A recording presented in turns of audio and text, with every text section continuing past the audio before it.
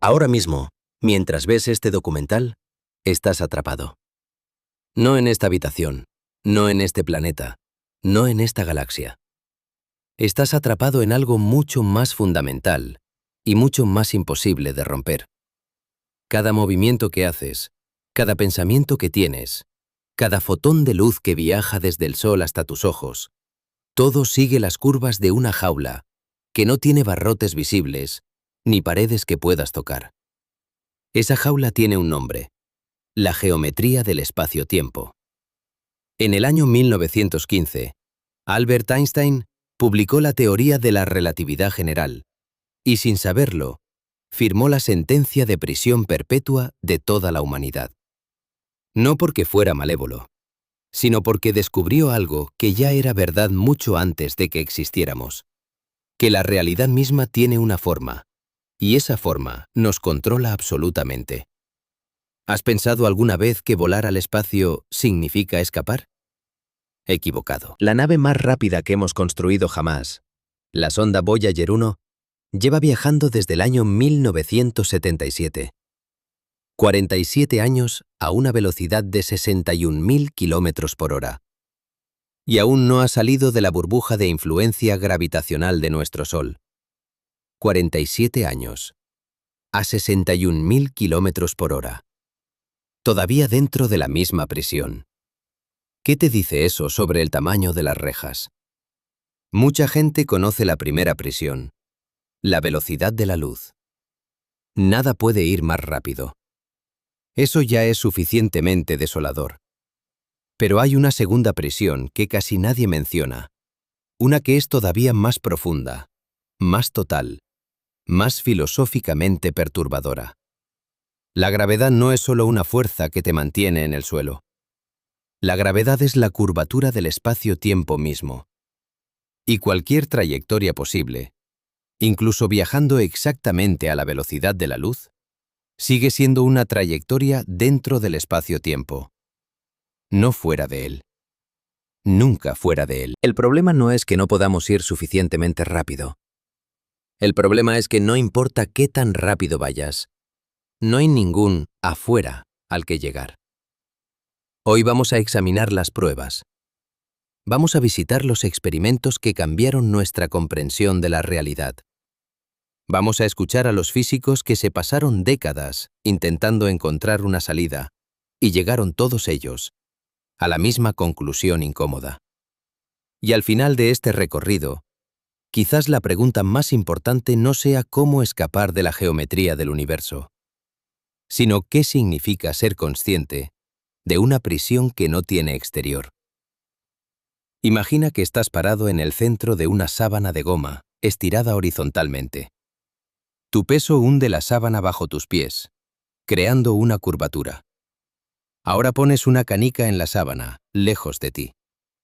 La canica comienza a rodar hacia la depresión que creaste.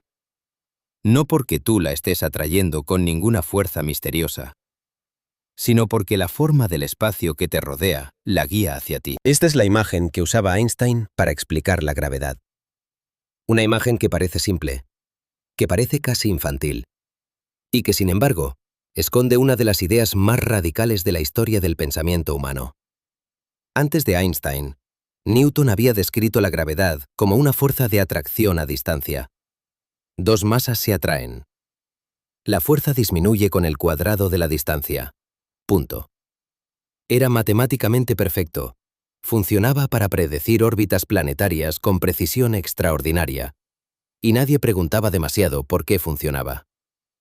Sir Isaac Newton, que formuló estas leyes en el año 1687, tuvo la honestidad intelectual de admitir que no sabía qué producía esa atracción. En sus palabras, se negaba a fabricar hipótesis. Describía el fenómeno con ecuaciones perfectas, pero el mecanismo subyacente era, para él, un misterio. Durante 228 años, la física vivió cómodamente con ese misterio. Einstein lo resolvió de una manera que nadie esperaba. No inventó un mecanismo para la fuerza.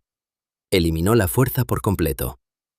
En su formulación, la gravedad no existe como fuerza en el sentido newtoniano. Lo que existe es la curvatura del espacio-tiempo, causada por la presencia de masa y energía. Y los objetos simplemente siguen el camino más recto posible dentro de esa geometría curva. Ese camino más recto tiene un nombre técnico: geodésica. Cuando la Tierra orbita alrededor del Sol, no está siendo jalada por ninguna fuerza. Está siguiendo la geodésica, la trayectoria más recta posible en un espacio-tiempo curvado por la masa del Sol. Esto es conceptualmente revolucionario. La Tierra cree que va en línea recta. Desde su perspectiva, lo hace. Pero el espacio mismo está curvo. ¿Sientes el suelo bajo tus pies en este momento? Esa presión no es la Tierra jalándote hacia abajo. Es el suelo empujándote hacia arriba, alejándote de tu geodésica natural. Tu geodésica natural apunta hacia el centro de la Tierra. Si no hubiera suelo, seguirías esa trayectoria sin ninguna fuerza que te acelerara. Caerías libremente, y desde la perspectiva de la relatividad general, ese sería el estado más puro de movimiento. Los astronautas en la Estación Espacial Internacional no experimentan ingravidez porque estén lejos de la gravedad. Experimentan ingravidez porque están en caída libre permanente alrededor de la Tierra, siguiendo su geodésica sin obstrucciones. Nosotros, parados en el suelo, somos los que estamos en un estado antinatural, los que sentimos una fuerza. La fuerza que nos aleja de nuestra trayectoria natural en el espacio-tiempo curvado. Esta inversión conceptual es fundamental para entender la prisión. No estamos presos porque algo nos jale hacia abajo. Estamos presos porque el espacio-tiempo mismo tiene una geometría que define lo que es posible moverse. Cambiar el punto de referencia no cambia la jaula. La jaula es la jaula. Para entender la profundidad de esta prisión, necesitamos hablar de las pruebas experimentales. Y aquí es donde la historia se pone extraordinariamente interesante. La relatividad general no era solo una idea filosófica bonita. Era una teoría que hacía predicciones específicas, cuantitativas, verificables. Y cada vez que las pusimos a prueba, con mayor precisión, la teoría ganó. La primera gran verificación llegó el 29 de mayo del año 1919. El astrónomo Arthur Eddington viajó a la isla de Príncipe, frente a la costa de África Occidental, para observar un eclipse solar total. La predicción de Einstein era que la gravedad del Sol debería doblar la trayectoria de la luz de las estrellas que pasaran cerca de él. La luz, aunque no tiene masa, sigue las geodésicas del espacio-tiempo curvado. Eddington fotografió las posiciones aparentes de varias estrellas durante el eclipse, cuando podían verse cerca del disco solar, sin que la luz del Sol las tapara. Las comparó con sus posiciones cuando el Sol no estaba cerca. La desviación observada coincidía exactamente con la predicción de Einstein. Un arco de 1,75 segundos de arco. No la predicción newtoniana, que daba la mitad de ese valor, la de Einstein. El mundo científico se conmocionó. El periódico Times de Londres publicó un titular que decía que la ciencia estaba revolucionada. Einstein, de un día para otro, se convirtió en un símbolo cultural global. Pero más importante que la fama fue lo que la medición significaba físicamente. La luz, lo más rápido que existe en el universo, no puede viajar en línea recta cuando pasa cerca de una masa. El espacio-tiempo curvado dobla incluso la trayectoria de la luz. Si la luz no puede escapar de la geometría, ¿qué esperanza tenemos nosotros? Pero en el año 1919, las mediciones de Eddington tenían todavía márgenes de error considerables. Había escépticos. El propio Einstein era famoso por su seguridad en su teoría, pero la comunidad científica necesitaba más evidencia. Las décadas siguientes entregaron esa evidencia de manera aplastante. En el año 2003, el experimento Cassini-Huygens, una misión conjunta de la NASA y la Agencia Espacial Europea, midió el retraso en las señales de radio que pasaban cerca del Sol, con una precisión sin precedentes. El resultado coincidió con la predicción de la relatividad general, hasta una parte en 100.000. No era aproximadamente correcto, era exactamente correcto. Y si esto todavía no te parece lo suficientemente concreto, considera esto. El sistema de posicionamiento global, el GPS que usas en tu teléfono para navegar, no funcionaría sin correcciones relativistas. Los satélites GPS orbitan a 20.000 kilómetros de altura, donde la gravedad es más débil que en la superficie. Según la relatividad general, los relojes en un campo gravitacional más débil avanzan más rápido. Sin las correcciones relativistas aplicadas continuamente, los receptores GPS acumularían un error de unos 10 kilómetros por día. El sistema sería completamente inútil en cuestión de horas. Cada vez que navegas con tu teléfono, estás usando la relatividad general de Einstein. Cada kilómetro que te guía correctamente es una demostración práctica de que el espacio-tiempo tiene curvatura. Y que esa curvatura controla absolutamente todo lo que se mueve dentro de él. Ahora viene la parte que los libros de texto no explican bien. La parte que hace que incluso los físicos experimentados se detengan a pensar en silencio por un momento antes de responder. Cuando hablamos de la velocidad de la luz como límite, la mayoría de la gente imagina que es como una barrera de velocidad en la autopista. Si tuvieras un motor suficientemente potente, podrías romperla. O quizás hay un truco, un atajo, un camino alternativo. Agujeros de gusano, curvatura del espacio, motor de Alcubierre. Los aficionados a la ciencia ficción conocen bien estos conceptos. Y es verdad que existen como posibilidades matemáticas en las ecuaciones de Einstein. Pero hay algo que todos esos conceptos tienen en común, algo que raramente se menciona con suficiente énfasis. Todos ocurren dentro del espacio-tiempo. No escapan de él.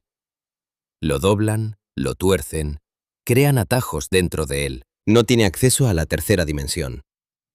Para la hormiga, la tercera dimensión simplemente no existe como espacio transitable. Nosotros somos esa hormiga. Y el espacio-tiempo de 4 dimensiones es nuestra hoja de papel. Podemos movernos por toda su superficie, en todas las direcciones que permite. Pero no podemos salir de él, porque no tenemos acceso a ninguna dimensión exterior. El físico teórico John Wheeler, de la Universidad de Princeton, que fue uno de los grandes popularizadores de estas ideas en el siglo XX, acuñó una frase que resume esto con elegancia brutal. El espacio-tiempo le dice a la materia cómo moverse. La materia le dice al espacio-tiempo cómo curvarse. No hay nada más en la ecuación. No hay nada exterior a esa relación. La materia y el espacio-tiempo se definen mutuamente. Son la totalidad de lo que existe físicamente.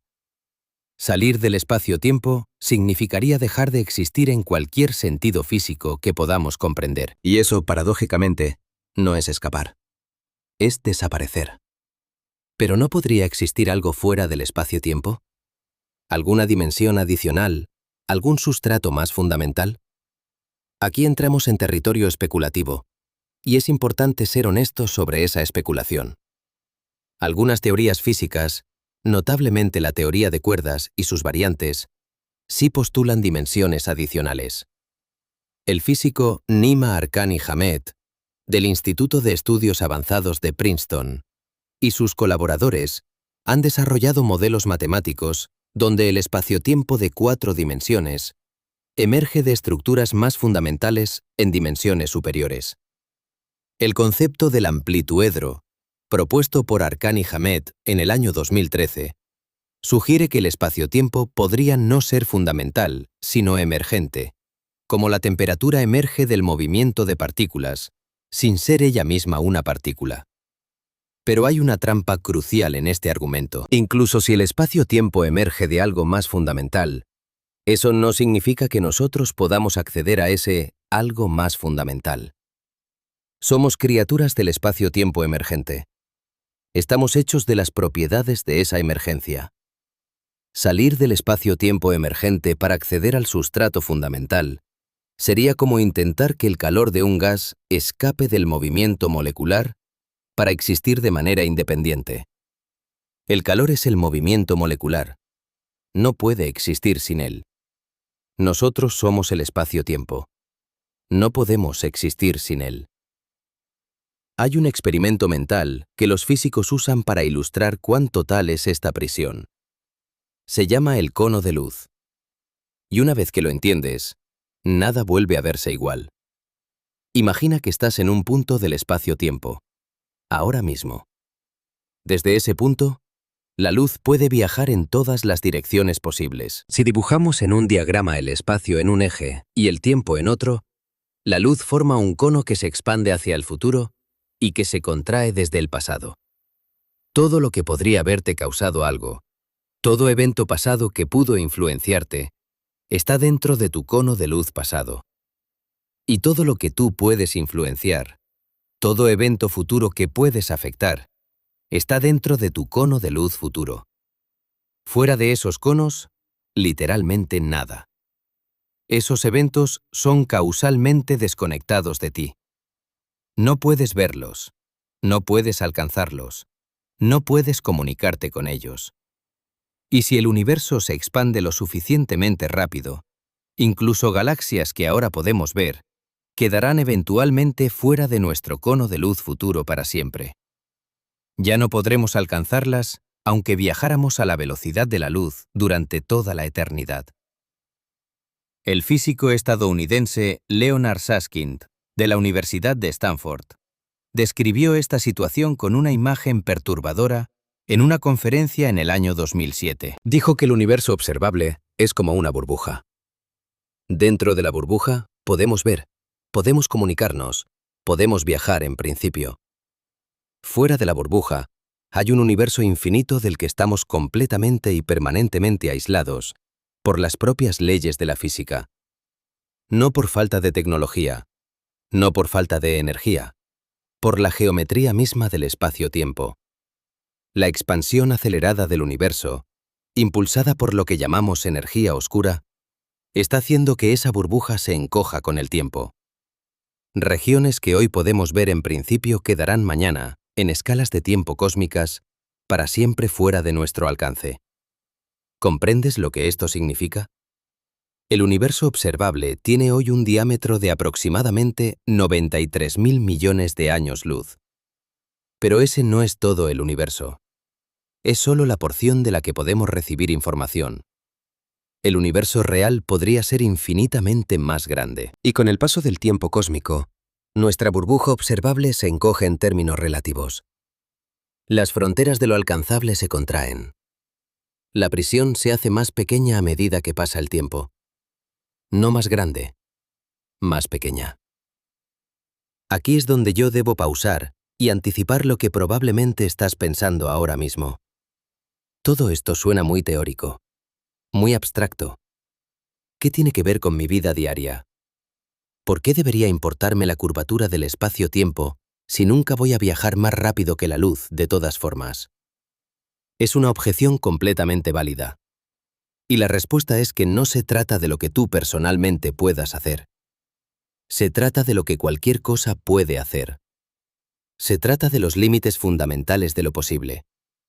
Cuando entiendes que la geometría del espacio-tiempo no es una restricción tecnológica, sino una restricción ontológica, una que pertenece a la naturaleza del ser mismo, tu comprensión de la realidad cambia de manera irreversible. Ya no estás en un universo que espera ser conquistado con suficiente ingeniería. Estás en un universo cuya estructura define, de manera completa y permanente, los límites de lo que puede existir, moverse o conocerse. Eso es filosóficamente enorme. Para ilustrar cuán absolutamente la geometría del espacio-tiempo controla incluso los objetos más extremos del universo, hablemos de los agujeros negros. No como curiosidades astronómicas, como demostraciones definitivas de que la prisión no tiene excepciones. Un agujero negro se forma cuando una cantidad suficientemente grande de masa se concentra en un volumen suficientemente pequeño. la curvatura del espacio-tiempo alrededor de esa masa se vuelve tan extrema que ninguna geodésica, ninguna trayectoria posible en el espacio-tiempo apunta hacia afuera. Todas las trayectorias, incluyendo las de la luz, curvan hacia adentro. Hay un punto de no retorno llamado el horizonte de eventos. Cruzar ese horizonte no es como cruzar una barrera física. No hay nada especial que sientas al cruzarlo. Ninguna pared, ninguna señal. Pero una vez dentro, la geometría del espacio-tiempo es tal que el futuro solo tiene una dirección: hacia el centro, hacia la singularidad. No es que no puedas ir hacia afuera porque algo te lo impida. Es que hacia afuera ya no existe como dirección temporal posible dentro del horizonte. El espacio y el tiempo intercambian sus roles. El físico teórico Kip Thorne, del Instituto de Tecnología de California, ganador del Premio Nobel de Física en el año 2017, junto con Rainer Weiss y Barry Barish, dedicó décadas al estudio de los agujeros negros. En su libro Agujeros negros y pliegues del tiempo, publicado en el año 1994, Thorne describe esto con una claridad que todavía me impresiona. Dentro del horizonte de eventos, la coordenada radial, la dirección que señala hacia el centro del agujero negro, se convierte en una dirección temporal. No espacial, temporal. Lo que esto significa, traducido al lenguaje cotidiano, es que alejarse de la singularidad dentro de un agujero negro es tan imposible como retroceder en el tiempo. No es una cuestión de velocidad o energía. Es una cuestión de que esa dirección simplemente no existe en tu futuro. La geometría del espacio-tiempo ha redefinido completamente qué significa moverse. Los agujeros negros no son excepciones a la prisión. Son la demostración más radical de que la prisión es absoluta. Si ni siquiera la luz puede escapar de la curvatura del espacio-tiempo cerca de una singularidad, ¿qué esperanza hay para el resto? Los agujeros negros son el argumento definitivo de que la geometría define los límites de lo posible sin ninguna excepción conocida. Y en el año 2015, el detector de ondas gravitacionales LIGO, una colaboración científica de más de 1000 investigadores en todo el mundo, escuchó por primera vez las ondas gravitacionales producidas por la fusión de dos agujeros negros. Esa señal, una perturbación en la curvatura del espacio-tiempo que llegó a la Tierra desde 1.300 millones de años luz de distancia, confirmó de manera directa lo que Einstein había predicho un siglo antes, en el año 1915. El espacio-tiempo puede ondular, puede ser perturbado, pero sigue siendo el espacio-tiempo. Las ondas se propagan dentro de él, no lo rompen, no crean salidas. La jaula tiembla, pero sus paredes permanecen intactas. Sé lo que muchos de vosotros estáis pensando ahora mismo. Estáis pensando en la expansión del universo. Si el universo se expande, ¿no significa eso que hay algo fuera de él hacia donde se expande? ¿No es eso una salida?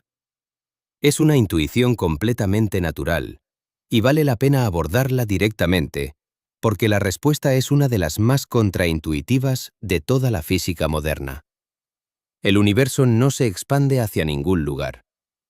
No hay espacio exterior al universo hacia el cual se esté expandiendo. El propio espacio se expande. Es el espacio mismo el que se estira. Imagina de nuevo la sábana de goma. Cuando la estiras, los puntos sobre ella se separan. No porque se muevan hacia algún lugar exterior a la sábana, sino porque la sábana misma se hace más grande. Los puntos sobre ella se alejan entre sí sin que ninguno de ellos se haya movido en absoluto respecto a la sábana. El universo es algo parecido, pero en 4 dimensiones. Las galaxias no se mueven a través del espacio. El espacio entre ellas se expande.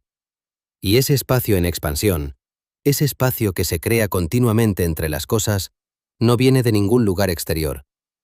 Es el espacio-tiempo mismo que aumenta su extensión. El astrónomo Edwin Hubble, trabajando en el observatorio Monte Wilson de California, descubrió en el año 1929 que las galaxias distantes se alejan de nosotros con velocidades proporcionales a su distancia.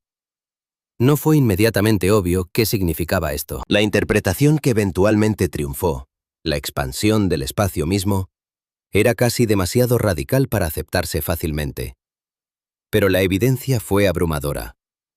Y en el año 1998, dos equipos independientes de astrofísicos, liderados por Saul Perlmutter en el Lawrence Berkeley National Laboratory y por Brian Schmidt y Adam Riess en la Universidad Nacional Australiana, descubrieron algo todavía más perturbador. La expansión del universo no está desacelerando como se esperaba. Está acelerando. Algo que llamamos energía oscura y que representa aproximadamente el 68% de todo el contenido energético del universo, está haciendo que el espacio se expanda cada vez más rápido. Los tres investigadores recibieron el Premio Nobel de Física en el año 2011 por este descubrimiento. Y esta aceleración tiene implicaciones directas para nuestra prisión. Si el espacio se expande suficientemente rápido, y la evidencia sugiere que seguirá haciéndolo indefinidamente, entonces las galaxias distantes eventualmente se alejarán de nosotros más rápido que la velocidad de la luz.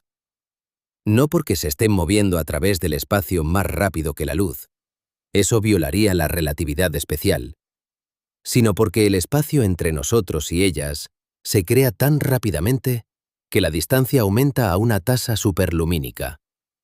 La luz que esas galaxias emitan en el futuro nunca nos llegará. Ya no serán parte de nuestro universo observable. Y el inventario de galaxias que podemos ver en principio se reducirá con el tiempo, de forma irrevocable.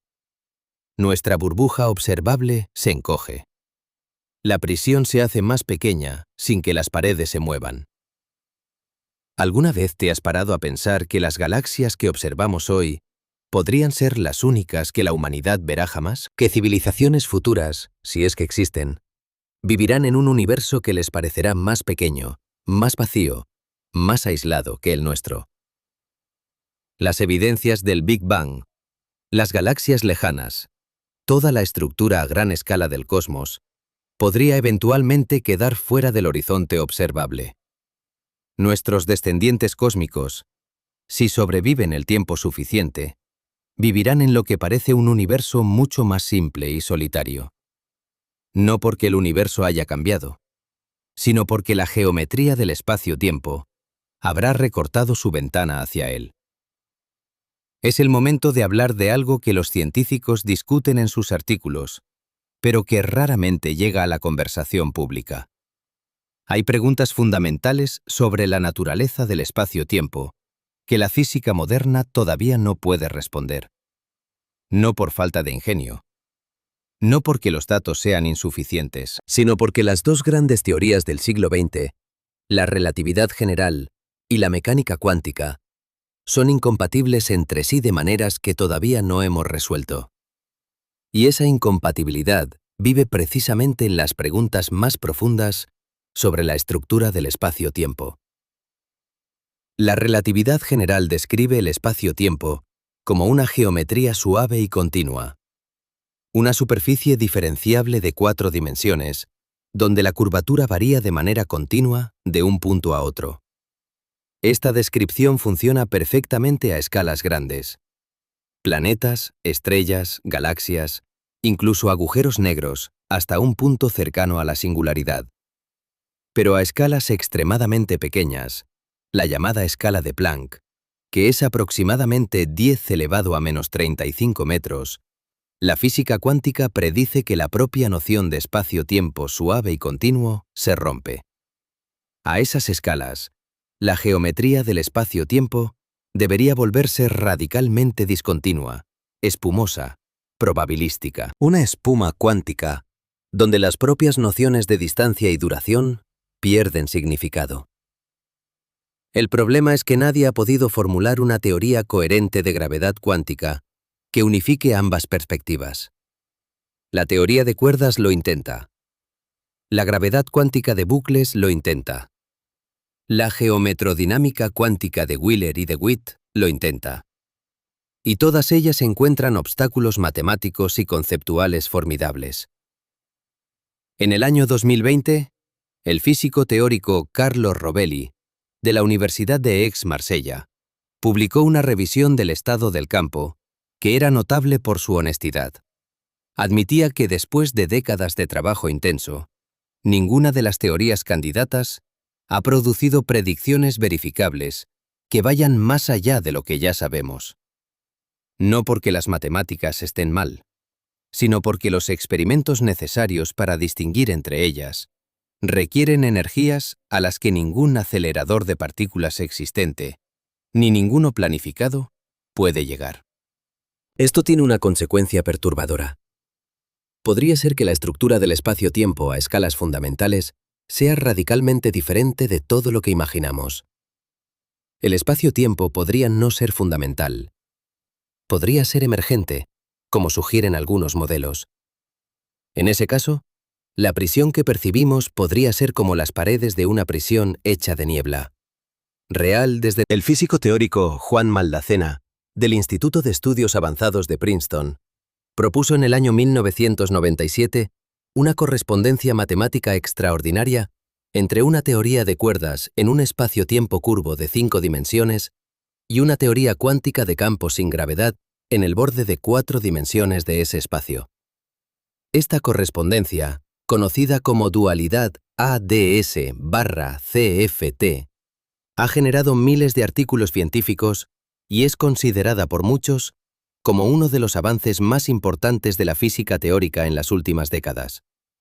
Su implicación filosófica es que la información que describe toda la física de un volumen de espacio podría estar codificada en su superficie, como un holograma.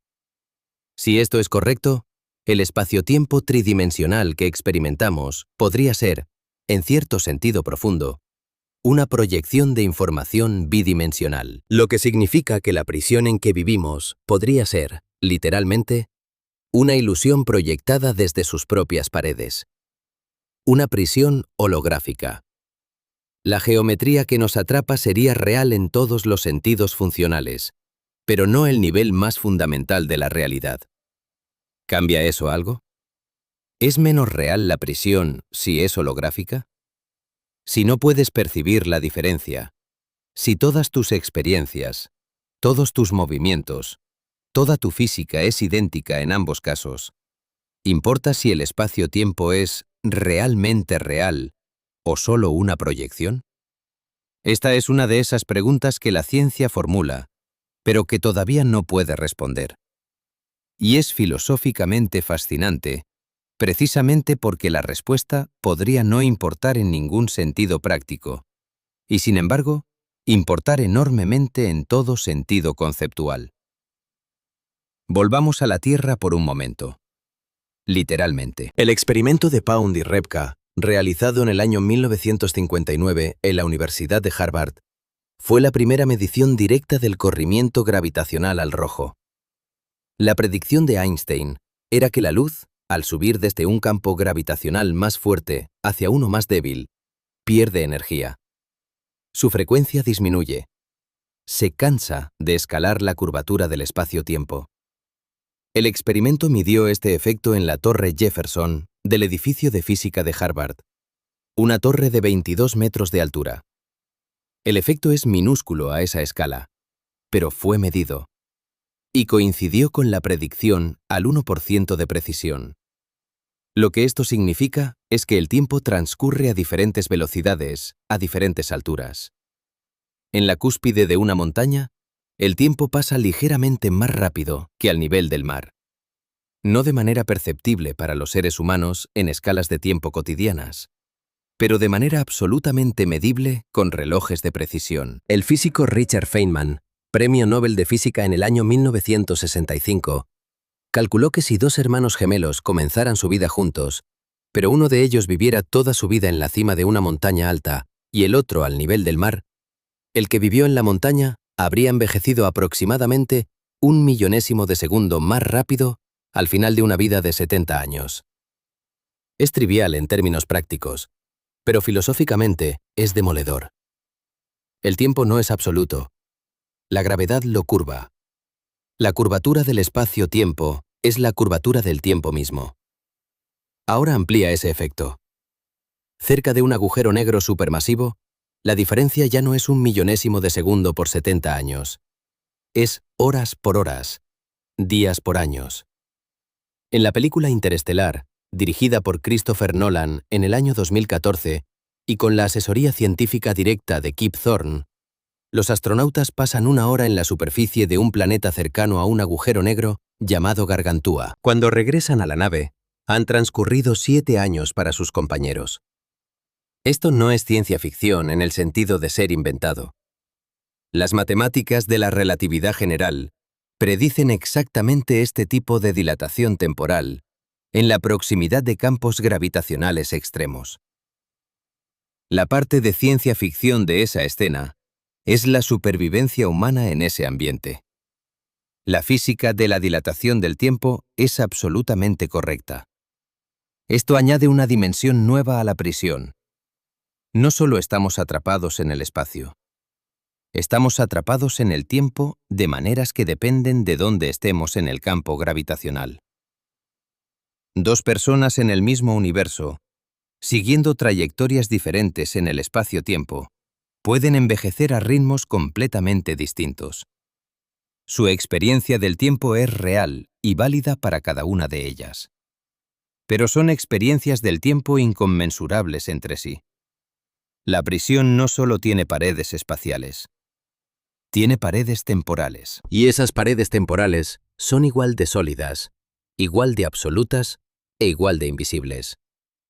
¿Cómo te sientes cuando comprendes que el tiempo que experimentas ahora mismo no es el tiempo del universo, sino el tiempo en tu geodésica particular dentro de la curvatura del espacio-tiempo local? ¿Qué significa la simultaneidad cuando el presente de un observador en campo gravitacional diferente es genuinamente diferente del tuyo, no porque uno de los dos esté equivocado, sino porque la geometría del espacio-tiempo hace que ambos tengan razón desde su perspectiva? Ahora que hemos entendido que la prisión tiene paredes tanto espaciales como temporales, es necesario hacer una pregunta que casi nadie formula con suficiente seriedad. ¿Alguna vez alguien intentó escapar? No en el sentido de viajar a otra galaxia, sino en el sentido más fundamental. ¿Hubo algún experimento, alguna teoría, alguna observación que sugiriera que las reglas podrían romperse? ¿Que la geometría del espacio-tiempo podría tener fisuras? La respuesta, sorprendentemente, es sí. Y las historias de esos intentos son algunas de las más fascinantes y más sobrias de la física moderna. El primero de esos intentos nació de una pregunta aparentemente inocente. En el año 1935, Albert Einstein y su colaborador Nathan Rosen publicaron un artículo técnico que describía una solución curiosa a las ecuaciones de la relatividad general. Tomando dos agujeros negros y estudiando la geometría del espacio-tiempo entre ellos, descubrieron que las ecuaciones permitían una conexión, un túnel, una región donde el espacio-tiempo de una localización podría estar conectado con el espacio-tiempo de otra localización completamente separada, sin que necesariamente hubiera una trayectoria continua de espacio-tiempo entre ellas. Este objeto matemático se llamó puente Einstein-Rosen. Hoy lo conocemos popularmente como agujero de gusano. Durante décadas, los agujeros de gusano fueron vistos como curiosidades matemáticas sin relevancia física. Soluciones técnicas a las ecuaciones que no necesariamente correspondían a nada real. El problema obvio era que cualquier cálculo detallado mostraba que un agujero de gusano clásico sería inestable de manera catastrófica. Se cerraría en un tiempo infinitamente pequeño, mucho antes de que cualquier objeto con masa pudiera atravesarlo. Para mantenerlo abierto, se requería algo llamado materia con energía negativa, una sustancia cuyas propiedades son tan radicalmente contraintuitivas que muchos físicos dudaban de que pudiera existir. El físico Kip Thorne y su entonces estudiante Mike Morris, en la Universidad de Tecnología de California, retomaron el problema en el año 1987 con una perspectiva diferente. En lugar de preguntarse si los agujeros de gusano existían, Se preguntaron qué condiciones serían necesarias para que uno fuera transitable. El resultado fue un artículo técnico que describía los requisitos físicos con precisión. Y la respuesta fue clara. La materia exótica con densidad de energía negativa era necesaria. No opcional, necesaria. ¿Podría existir esa materia? Aquí es donde la historia se complica de manera interesante. La mecánica cuántica, esa misma teoría que es incompatible con la relatividad general a escalas fundamentales, predice un fenómeno llamado el efecto Casimir. Cuando dos placas metálicas conductoras se colocan a distancias extremadamente pequeñas entre sí en el vacío, la presión entre ellas es ligeramente menor que la presión exterior. El vacío cuántico, que no es verdaderamente vacío, sino un hervidero de fluctuaciones de energía, crea una presión negativa efectiva entre las placas. El efecto Casimir fue medido experimentalmente por primera vez en el año 1997 por el físico Stephen Lamoroux, entonces en la Universidad de Yale. La medición confirmó la predicción cuántica con una precisión del 5%. Aquí había, al menos en principio, energía negativa real y medible. Las cantidades involucradas son infinitesimalmente pequeñas. Para mantener abierto un agujero de gusano de tamaño macroscópico, se necesitaría una cantidad de energía negativa comparable a la energía total de una estrella. Pero el principio estaba establecido. La materia exótica no era imposible, solo era extraordinariamente difícil de producir en cantidad suficiente. ¿Esto significa que los agujeros de gusano transitables son posibles? La mayoría de los físicos diría que son físicamente plausibles en principio, pero tecnológicamente inalcanzables en cualquier horizonte temporal realista. Y esa es la respuesta importante. No imposible, sino inalcanzable en práctica. La diferencia no es trivial, pero tampoco es una victoria. Un agujero de gusano, incluso si fuera perfectamente transitable, seguiría siendo una estructura dentro del espacio-tiempo, no una salida del espacio-tiempo. Sería como encontrar un túnel bajo las paredes de la prisión que conecta dos celdas diferentes. Útil si quieres moverte de una celda a otra. Absolutamente inútil si quieres salir del edificio completo. Esto nos lleva a la pregunta más profunda de todas. Si los agujeros de gusano no son salidas, sino túneles internos, si la expansión del universo no crea espacio hacia donde escapar, sino espacio que nos aísla más, si ni siquiera la luz puede escapar de la geometría extrema cerca de una singularidad, ¿hay algo, absolutamente algo, que no esté sujeto a la geometría del espacio-tiempo? La física convencional tiene una respuesta clara. No. Nada.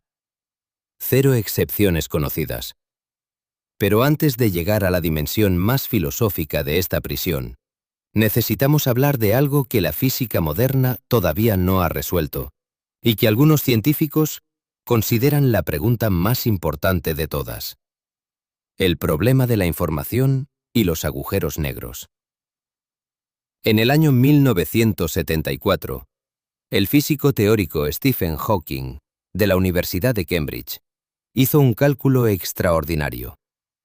Combinando la relatividad general con principios de la mecánica cuántica, Hawking demostró que los agujeros negros no son completamente negros. Emiten una radiación térmica débil, hoy llamada radiación de Hawking, como consecuencia de los efectos cuánticos cerca del horizonte de eventos.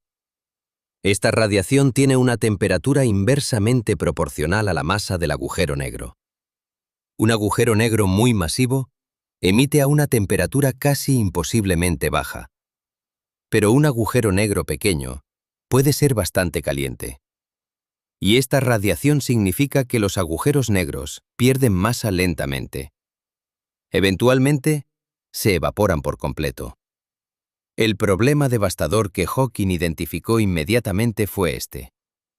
Si toda la información sobre los objetos que cayeron en el agujero negro queda destruida cuando el agujero se evapora, se viola uno de los principios más fundamentales de la mecánica cuántica. La mecánica cuántica requiere que la información nunca se destruya. La evolución cuántica es unitaria. Lo que entra puede transformarse, pero su información no desaparece. Y aquí estaba Hawking, diciendo que los agujeros negros sí destruyen información. Esta contradicción se conoce como la paradoja de la información de los agujeros negros. Y durante décadas, fue uno de los conflictos más acalorados de la física teórica. El propio Hawking, notablemente, cambió de posición.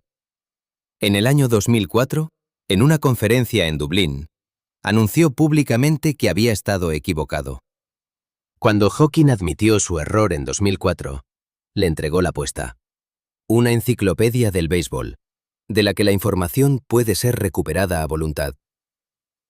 ¿Por qué importa esto para nuestra discusión sobre la presión? Porque la paradoja de la información toca la pregunta más profunda sobre la naturaleza del espacio-tiempo. Si la información se conserva, pero escapa de manera que todavía no comprendemos, eso sugiere que hay aspectos del comportamiento del espacio-tiempo, especialmente en condiciones extremas, que escapan a nuestros modelos actuales.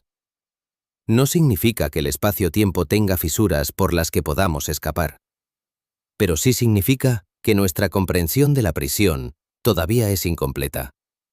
Vivimos dentro de una estructura cuyas reglas más profundas seguimos descubriendo. La prisión es real. Sus paredes son sólidas para todo lo que conocemos. Pero el material de esas paredes todavía no lo hemos analizado por completo. Los físicos como Leonard Susskind y Juan Maldacena han propuesto que la solución a la paradoja implica que el espacio interior de un agujero negro está en cierto sentido matemático profundo codificado en su horizonte de eventos. Que el interior y el exterior están conectados de maneras que van más allá de la geometría clásica. Susskind y el físico Gerard 't Hooft, Premio Nobel de Física en el año 1999, desarrollaron de manera independiente lo que se llama el principio holográfico. La idea de que toda la información contenida en un volumen de espacio puede describirse completamente por la información en su superficie bidimensional. El volumen del espacio, en cierto sentido fundamental, es redundante. Es una proyección. ¿No te parece perturbador? La tridimensionalidad que experimentamos podría ser, fundamentalmente, el despliegue de información bidimensional. Vivimos en la proyección de una proyección. Ahora comprimamos el tiempo, porque hay otra dimensión de esta prisión que solo se hace visible cuando tomamos perspectiva temporal extrema. Imagina que comprimes toda la historia del universo en un solo día de 24 horas. El Big Bang ocurre exactamente a medianoche. Las primeras estrellas se forman alrededor de las 2 de la mañana. La Vía Láctea, nuestra galaxia, aparece hacia las 4:30 de la mañana. El Sol y la Tierra se forman a las 16:40, como a las 5 de la tarde. La vida en la Tierra aparece hacia las 17:20. Los dinosaurios salen a escena a las 23:22. Y los seres humanos modernos, el Homo sapiens, aparecemos a las 23:59:57. Toda nuestra historia, desde las primeras pinturas rupestres hasta los cohetes espaciales, desde las pirámides de Egipto hasta el detector LIGO que midió ondas gravitacionales, todo eso ocurre en los últimos 3 segundos antes de medianoche. Somos 3 segundos. 3 segundos en un día de 24 horas. Y en esos 3 segundos, hemos descubierto la relatividad general, la mecánica cuántica. Hemos construido telescopios que ven a 13.000 millones de años luz de distancia. Hemos mandado sondas fuera del sistema solar.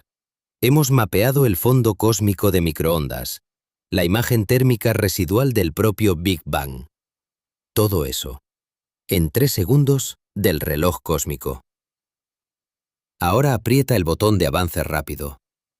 El Sol continuará brillando durante aproximadamente 5.000 millones de años más, antes de expandirse y engullir la Tierra.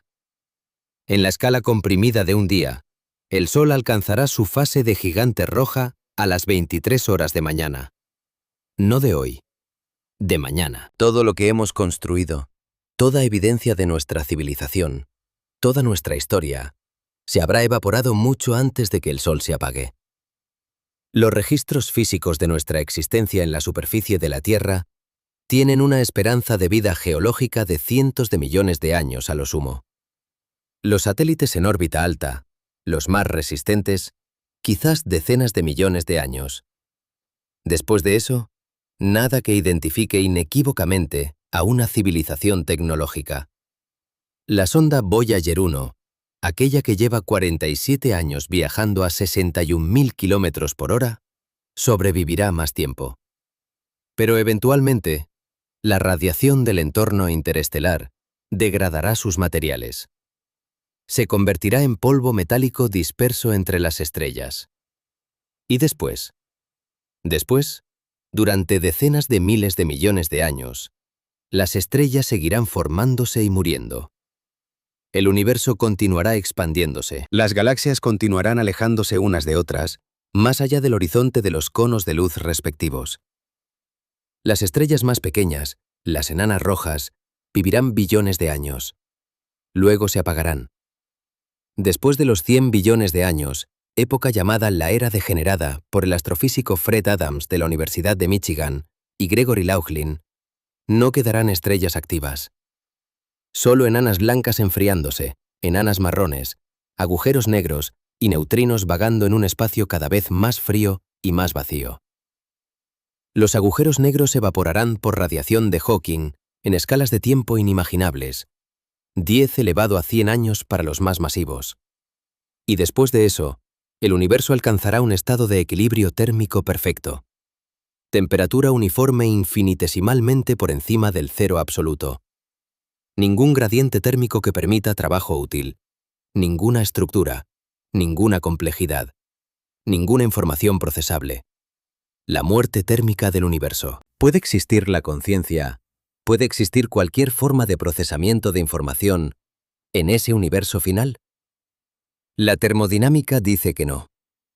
La segunda ley de la termodinámica, quizás la ley más inquebrantable de toda la física, dice que la entropía de un sistema aislado nunca disminuye. Siempre aumenta o permanece constante.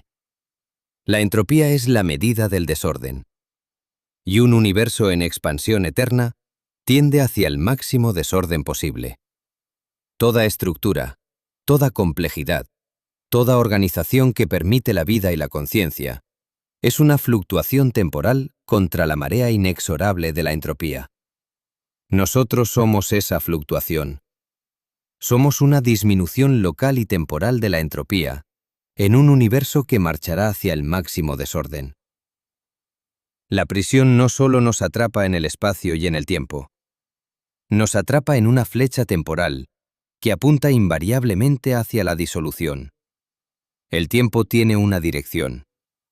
Y esa dirección lleva, inevitablemente, hacia la homogeneidad perfecta, hacia la nada estructurada. ¿Te genera angustia esta perspectiva? ¿O acaso te libera de algo?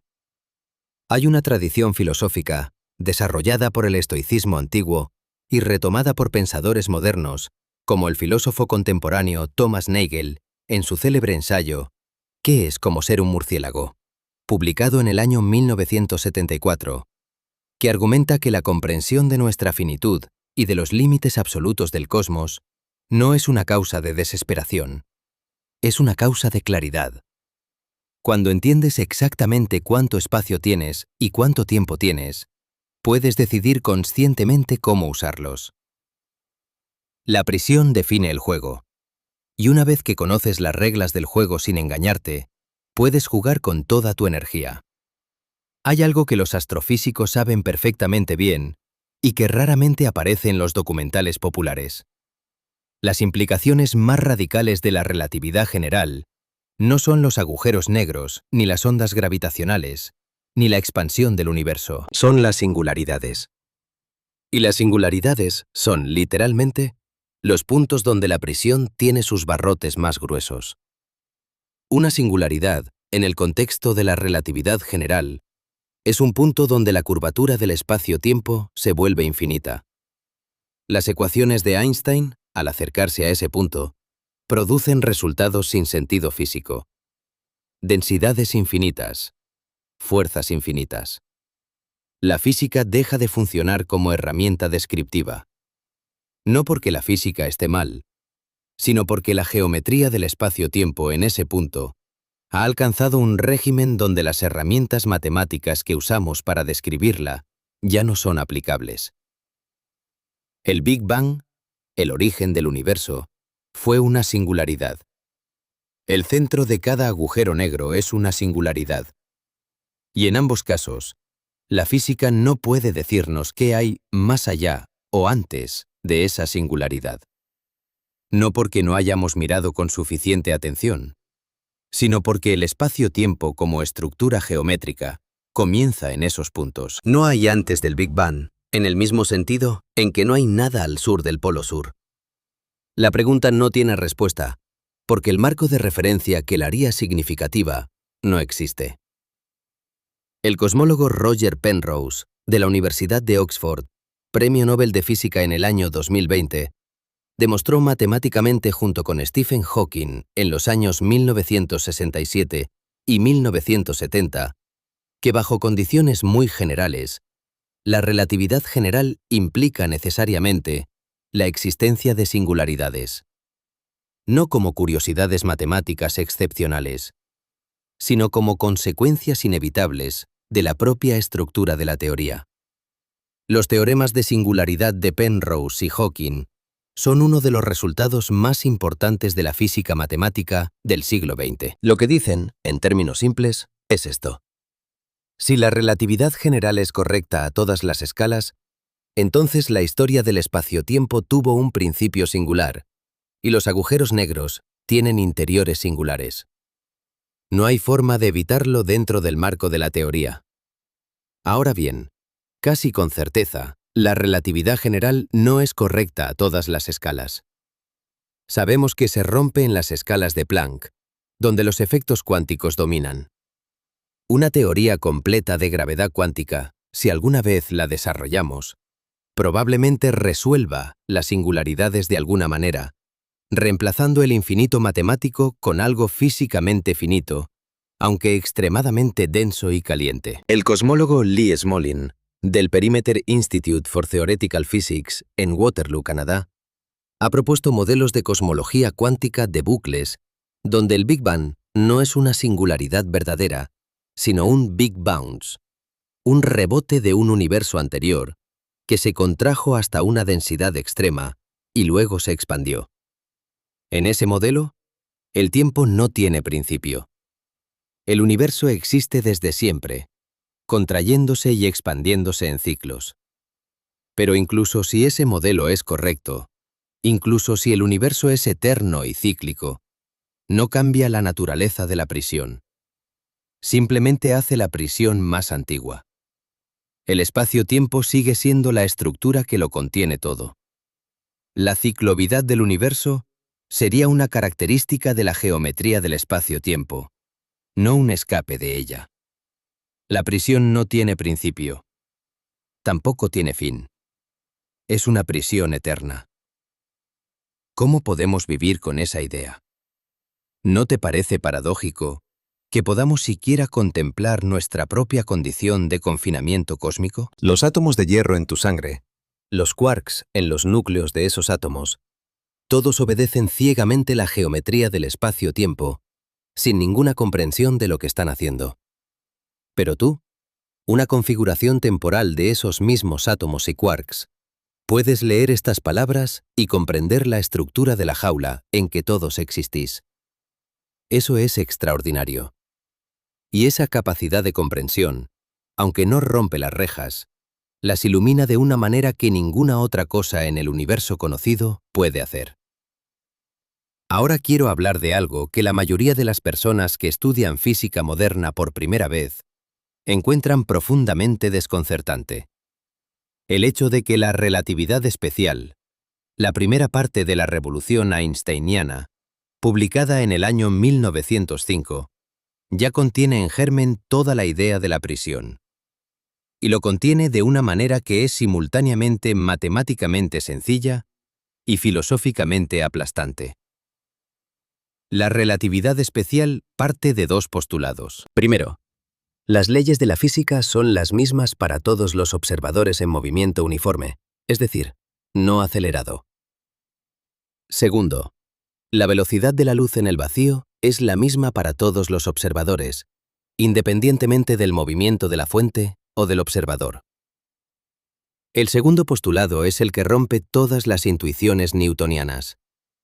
Si la velocidad de la luz es siempre la misma para todo observador, entonces el tiempo y el espacio no pueden ser absolutos. Tienen que modificarse, estirarse o contraerse para que la velocidad de la luz salga siempre igual. Esta modificación tiene un nombre: la transformación de Lorentz. La transformación de Lorentz fue desarrollada originalmente por el físico neerlandés Hendrik Lorentz en el año 1895, antes de Einstein, pero sin la interpretación física correcta. Lorentz pensaba que era un truco matemático conveniente para reconciliar las ecuaciones del electromagnetismo con el movimiento. Einstein se dio cuenta de que no era un truco. Era la estructura real del espacio y el tiempo. Y las consecuencias son radicales. Cuando un objeto se mueve respecto a un observador, el observador mide que el tiempo transcurre más lentamente para el objeto en movimiento. Y mide que las longitudes del objeto en la dirección del movimiento se contraen. Estas no son ilusiones ópticas. Son efectos reales, físicamente verificables. En el año 1971, los físicos Joseph Haffele y Richard Keating volaron relojes atómicos de precisión alrededor del mundo en aviones comerciales y compararon sus lecturas con relojes idénticos que permanecieron en tierra. Los relojes que volaron mostraron exactamente la diferencia predicha por la relatividad, teniendo en cuenta tanto el movimiento como la diferencia gravitacional en altitud. La dilatación temporal relativista es real. Ha sido medida. El tiempo en movimiento pasa más despacio que el tiempo en reposo, hasta el límite extremo en que un objeto viajando exactamente a la velocidad de la luz experimentaría tiempo cero. Para un fotón, no transcurre ningún tiempo entre su emisión y su absorción, sin importar cuántos miles de millones de años luz recorra. Desde la perspectiva del fotón, el espacio-tiempo se ha colapsado completamente en la dimensión temporal. Esto abre una pregunta filosófica que es difícil de ignorar. ¿Qué significa estar dentro del espacio-tiempo si la experiencia subjetiva del espacio-tiempo puede variar tanto de un observador a otro? ¿Existe una sola prisión o existen tantas prisiones como observadores? La respuesta que da la relatividad es sutil. Las mediciones difieren entre observadores.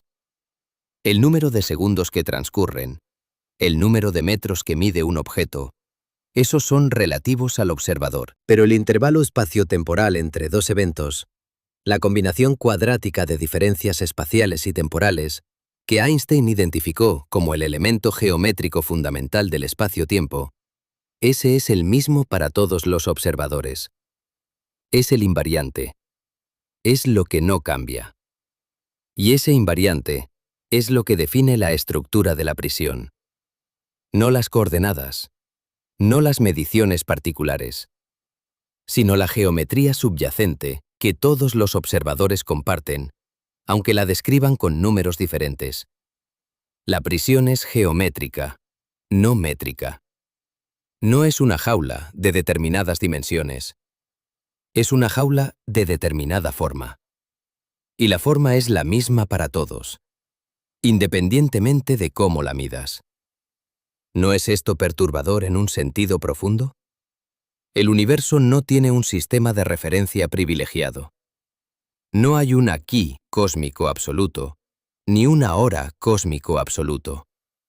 Cada observador lleva su propio trozo de espacio-tiempo, su propio presente, su propio pasado y su propio futuro. Y sin embargo, todos comparten la misma geometría fundamental. Como prisioneros en celdas diferentes de una misma prisión, cada uno con su ventana apuntando en diferente dirección, pero todos bajo el mismo techo, dentro de las mismas paredes, sujetos a las mismas reglas de reclusión. Llegamos ahora a la parte más desconcertante de toda esta historia. Y prometo que vale la pena llegar hasta aquí, porque lo que vamos a examinar es uno de los problemas más agudos de la física contemporánea. El problema de por qué la prisión tiene exactamente las propiedades que tiene y no otras. El universo observable tiene ciertas constantes físicas fundamentales. La velocidad de la luz, aproximadamente 300.000 kilómetros por segundo, la constante gravitacional de Newton, la carga del electrón, la constante de Planck, que gobierna el mundo cuántico, la constante cosmológica, que describe la tasa de expansión acelerada del universo. Estas constantes determinan completamente cómo es la física, y en particular, determinan la naturaleza de la prisión. La velocidad de la luz es la velocidad límite precisamente porque tiene el valor que tiene. Si fuera el doble, la prisión sería diferente. Si la constante gravitacional fuera 10 veces mayor, las estrellas serían más pequeñas y más calientes, y probablemente no existiría vida compleja. Si la constante cosmológica fuera ligeramente mayor de lo que es, el universo se habría expandido tan rápido desde el Big Bang que las galaxias nunca habrían tenido tiempo de formarse. Si fuera ligeramente negativa en lugar de positiva, el universo se habría colapsado antes de que la vida tuviera tiempo de aparecer. El físico Martin Rees, astrónomo real de Gran Bretaña y expresidente de la Royal Society, publicó en el año 1999 un libro titulado Solo 6 números, donde argumenta que los 6 parámetros fundamentales que gobiernan el universo parecen extraordinariamente bien ajustados para permitir la existencia de estructuras complejas y eventualmente de vida. Un cambio pequeño en cualquiera de ellos produciría un universo estéril. Este argumento se llama ajuste fino y es uno de los temas más controvertidos de la cosmología moderna. ¿Por qué la prisión tiene exactamente las propiedades que tiene para permitirnos existir dentro de ella? Hay al menos 3 respuestas posibles que los científicos toman en serio. La primera es la coincidencia pura. Vivimos en el único universo que existe, y tiene las propiedades que tiene por razones que la física eventualmente explicará, sin apelar a ningún ajuste intencional. La segunda es el multiverso. Existen infinitos universos con diferentes valores de las constantes físicas, y vivimos en este porque es uno de los pocos compatibles con nuestra existencia. El principio antrópico selecciona de entre infinitas posibilidades las únicas en que hay alguien que pueda preguntar. La tercera respuesta, que la mayoría de los físicos prefieren no discutir en público, pero que es filosóficamente legítima, es que hay algún principio más profundo, todavía no descubierto, que hace que estas constantes tengan necesariamente los valores que tienen. El físico Max Tegmark, del Instituto Tecnológico de Massachusetts, ha desarrollado lo que llama la hipótesis del universo matemático, la idea de que todas las estructuras matemáticamente consistentes existen físicamente, y que nuestro universo es una de ellas. En ese marco, no hay ajuste fino que explicar. Simplemente existimos en una de las muchas estructuras matemáticas posibles, la que tiene las propiedades de la nuestra. Nuestro espacio-tiempo de 4 dimensiones, con sus constantes particulares, es solo una de las infinitas geometrías posibles que existen en el espacio matemático de todas las estructuras. La prisión que habitamos es real para nosotros, pero en el paisaje matemático total es una entre infinitas variantes. Si Tegmark tiene razón, la prisión adquiere una dimensión nueva de paradoja. Estamos atrapados en nuestra geometría particular del espacio-tiempo. Pero esa geometría particular fue, en cierto sentido, la única en que podíamos estar para existir como la clase de seres que somos. No podríamos estar en ninguna otra prisión, porque no seríamos nosotros en ninguna otra. La identidad de la jaula y la identidad del preso están entrelazadas de manera indisoluble. ¿Qué te parece más perturbador? La idea de que el universo podría haber tenido diferentes propiedades y nosotros no existiríamos, o la idea de que todas las posibilidades existen y nosotros simplemente somos el resultado inevitable de habitar la nuestra. Ahora que hemos explorado la estructura de la prisión desde múltiples ángulos, desde la curvatura clásica hasta las singularidades cuánticas, desde la dilatación del tiempo hasta el ajuste fino de las constantes, es el momento de hacer algo que los libros de texto raramente hacen: admitir abiertamente lo que no sabemos. No como señal de debilidad del proyecto científico, sino como señal de su honestidad más profunda. Hay 3 problemas fundamentales que la física moderna no puede resolver con los instrumentos actuales. 3 grietas en la pared de la prisión que no son salidas, pero que sí son lugares donde la pared todavía se ve borrosa, donde la geometría que creemos conocer podría estar describiendo solo una parte del cuadro completo.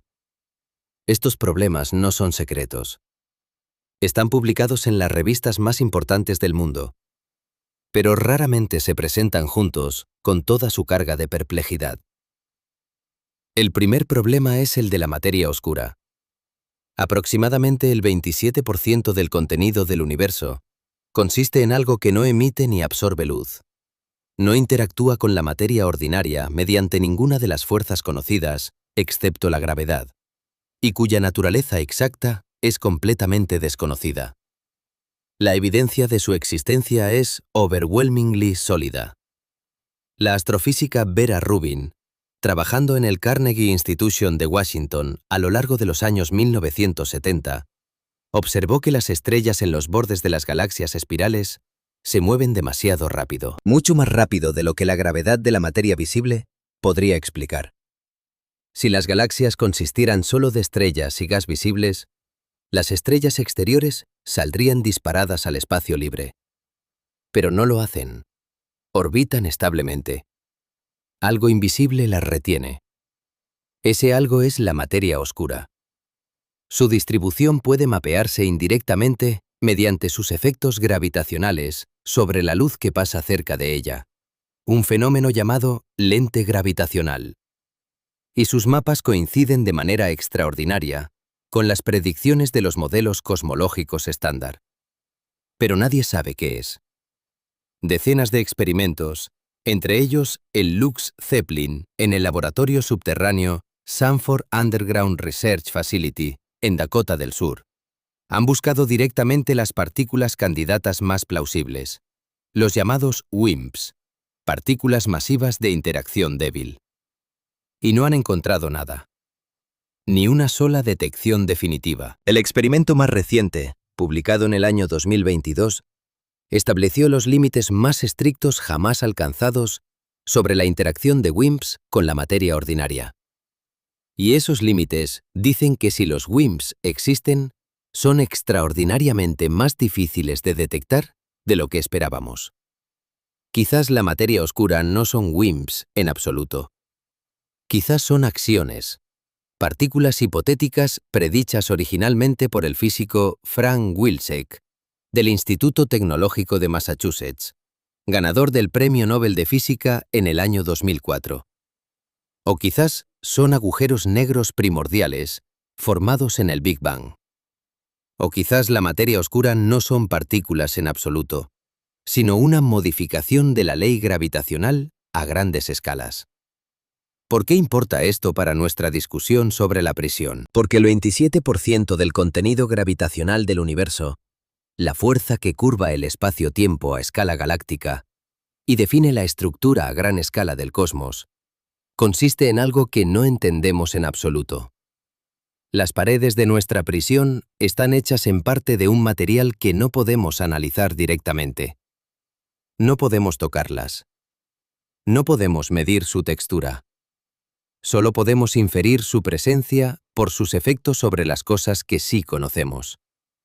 Eso debería hacernos más humildes sobre cuánto realmente comprendemos la naturaleza de nuestra prisión. El segundo problema es la energía oscura. Ese 68% del universo que mencionamos antes, la componente que está haciendo que la expansión se acelere. Aquí la situación es todavía más desconcertante. La energía oscura puede modelarse matemáticamente como una constante cosmológica, exactamente el término que Einstein introdujo en sus ecuaciones en el año 1917, y luego retiró, llamándolo su mayor error, después de que Hubble descubriera que el universo se expandía. La ironía histórica es notable. Einstein introdujo el término por razones equivocadas, lo eliminó por razones que parecían correctas, y la naturaleza lo reintrodujo sin pedirle permiso a nadie. La constante cosmológica, con un valor específico que nadie puede derivar de principios más fundamentales, parece ser real. El problema físico más agudo es este. Cuando los físicos intentan calcular el valor de la energía del vacío cuántico, el valor que debería corresponder a la constante cosmológica, obtienen un número que es aproximadamente 10 elevado a 120 veces mayor que el valor observado. 10 elevado a 120. Eso no es una pequeña discrepancia. Eso es, en palabras del físico teórico Lawrence Krauss, de la Universidad de Arizona, el peor error de predicción en la historia de la física. La energía del vacío cuántico debería, según los cálculos estándar de mecánica cuántica, hacer que el universo se expandiera tan violentamente que las galaxias nunca podrían formarse. Pero obviamente las galaxias existen, lo que significa que hay algún mecanismo, completamente desconocido, que cancela la mayor parte de esa energía del vacío y deja solo una fracción infinitesimal. ¿Qué mecanismo es ese? Nadie lo sabe. Es el problema de ajuste fino más extremo de toda la física. La discrepancia más grande entre teoría y observación que existe. Y convive cómodamente en los modelos cosmológicos estándar como una constante que se mide, pero no se explica. El tercer problema, el más cercano a nosotros en cierto sentido, es el problema de la medición en mecánica cuántica. Las ecuaciones de la mecánica cuántica describen la evolución de los sistemas físicos de manera perfectamente determinista. Una función de onda que evoluciona según la ecuación de Schrödinger no hace nada aleatorio. Todo está completamente determinado por la ecuación. Pero cuando hacemos una medición, la función de onda colapsa a un valor definido, aparentemente de manera aleatoria. El famoso gato de Schrödinger, simultáneamente vivo y muerto hasta el momento de la observación, captura esta extrañeza. ¿Qué es exactamente una medición? ¿Qué distingue el momento antes del colapso del momento después? ¿Cuándo exactamente ocurre el colapso? ¿Y qué lo provoca? El físico Hugh Everett de la Universidad de Princeton propuso en el año 1957 la interpretación de muchos mundos. La función de onda nunca colapsa. Simplemente todos los resultados posibles de cada medición se realizan en ramas paralelas del universo que se bifurcan en cada evento cuántico. En esta interpretación no hay colapso, porque hay un universo separado para cada posibilidad. La versión del mundo donde el gato está vivo y la versión donde está muerto son igualmente reales, simplemente inaccesibles entre sí. Si esta interpretación es correcta, el número de universos paralelos crece de manera exponencial con cada medición cuántica en todo el cosmos. Nuestro espacio-tiempo no sería uno, sino infinitos, ramificándose constantemente. La prisión se multiplicaría en infinitas copias simultáneas, cada una igualmente real, cada una perfectamente aislada de todas las demás, por las mismas reglas de la geometría cuántica. Sé que todo esto puede parecer abrumador, pero entiende el mensaje central. No solo estamos atrapados en el espacio-tiempo, vivimos en una prisión cuyas paredes están hechas en parte de material que no podemos analizar, cuya arquitectura tiene inconsistencias que ninguna teoría resuelve todavía, y cuya planta puede multiplicarse en infinitas copias que no podemos ver. No es una prisión simple. Es una prisión que cuanto más la estudias, más misteriosa se vuelve. Y eso en sí mismo es uno de los hechos más fascinantes sobre la realidad que conocemos. Quiero que hagas un experimento mental conmigo. Uno que los físicos usan en sus clases para transmitir la dimensión más íntima de esta prisión. Imagina que eres un ser bidimensional. Vives en una superficie plana infinita. Tienes longitud y anchura, pero no tienes altura. La tercera dimensión no existe para ti, no como espacio transitable, no como algo que puedas percibir o medir. Ahora bien, imagina que esa superficie plana en que vives está en realidad curvada en una tercera dimensión que no puedes percibir. Es la superficie de una esfera enorme, tan enorme que localmente parece plana en todas las mediciones que puedas hacer. ¿Cómo sabrías que está curvada? Podrías detectarlo indirectamente. Podrías viajar en línea recta durante un tiempo suficientemente largo y eventualmente regresar al punto de partida. Podrías medir que los ángulos de un triángulo muy grande no suman exactamente 180 grados. Podrías observar que la geometría a escalas muy grandes es ligeramente diferente de la geometría local. Esto es exactamente lo que hacemos nosotros cuando estudiamos la curvatura del espacio-tiempo. Somos seres tridimensionales viviendo en una superficie cuatridimensional que está curvada en dimensiones que no podemos percibir directamente. Detectamos esa curvatura indirectamente, por la trayectoria de la luz, por las órbitas de los planetas, por el corrimiento al rojo de las galaxias distantes, por el comportamiento de los relojes atómicos en diferentes campos gravitacionales. Pero no podemos pararnos afuera y ver la curvatura directamente, de la misma manera que el ser bidimensional no puede levantarse de su superficie y mirarla desde arriba. El geómetra alemán Bernhard Riemann, trabajando en la Universidad de Göttingen en el año 1854, desarrolló la teoría matemática de las variedades curvas de dimensión arbitraria, precisamente para abordar este problema en abstracto. La geometría de Riemann, que Einstein utilizó medio siglo después como el lenguaje matemático de la relatividad general, describe cómo medir distancias y curvaturas en espacios curvos, sin necesidad de un espacio exterior donde estén embebidos. La curvatura es intrínseca. No requiere referencia a nada fuera del espacio mismo. Y eso es, filosóficamente, la afirmación más radical de todas. La prisión no está embebida en nada. No está curvada respecto a ningún exterior. Su curvatura es una propiedad interna, autorreferente, completamente autónoma. El preso no puede ver los muros desde fuera, porque no hay afuera. La prisión es el afuera y el adentro simultáneamente. ¿Puedes sentir el vértigo de esa idea?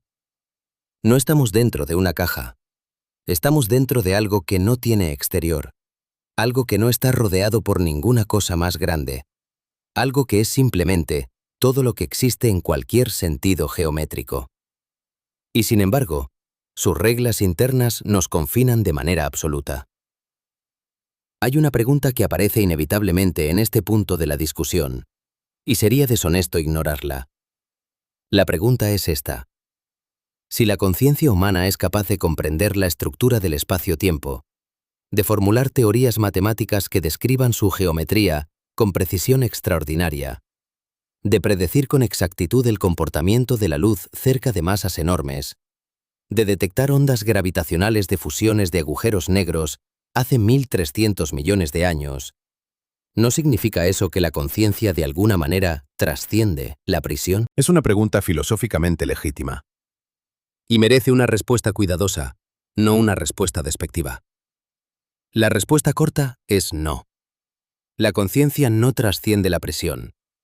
Opera completamente dentro de ella.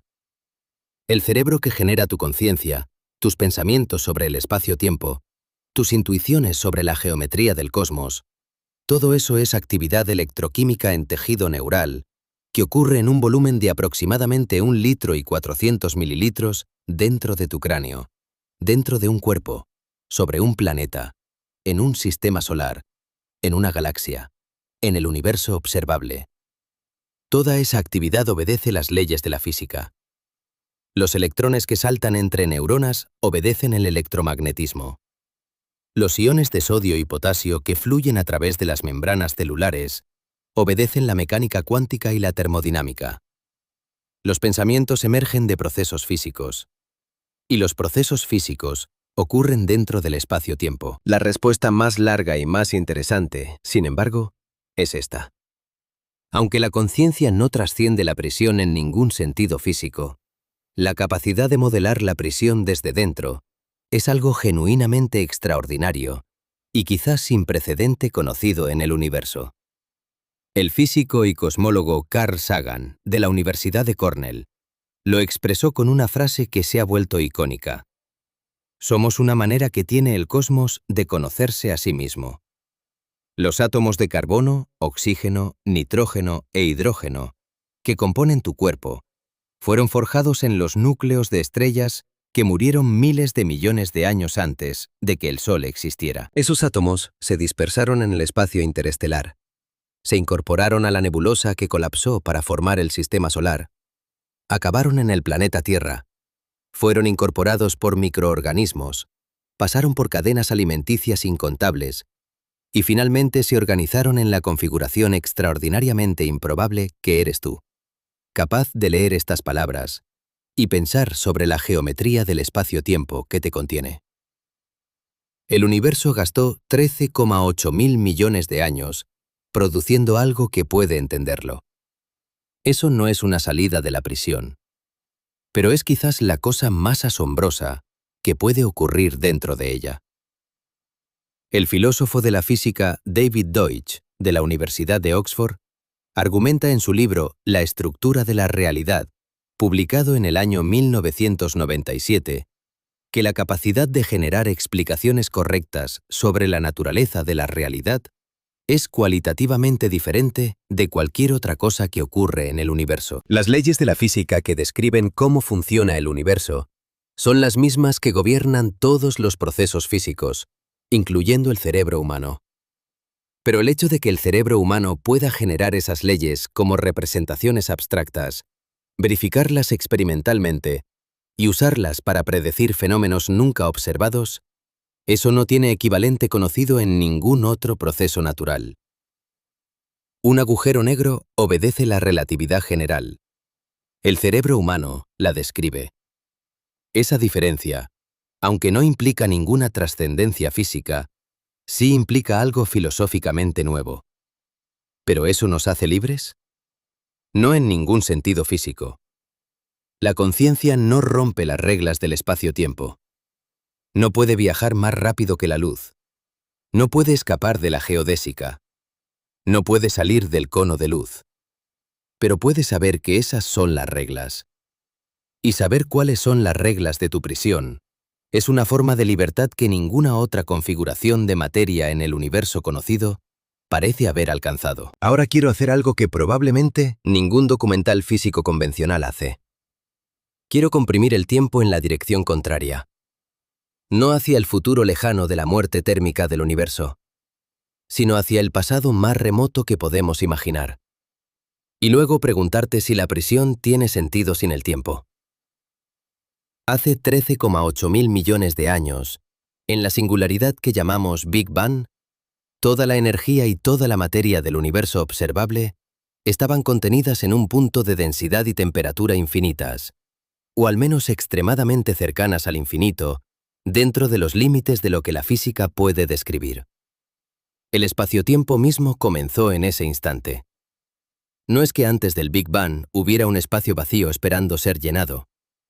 Es que antes del Big Bang no había antes en ningún sentido físicamente coherente. El tiempo comenzó.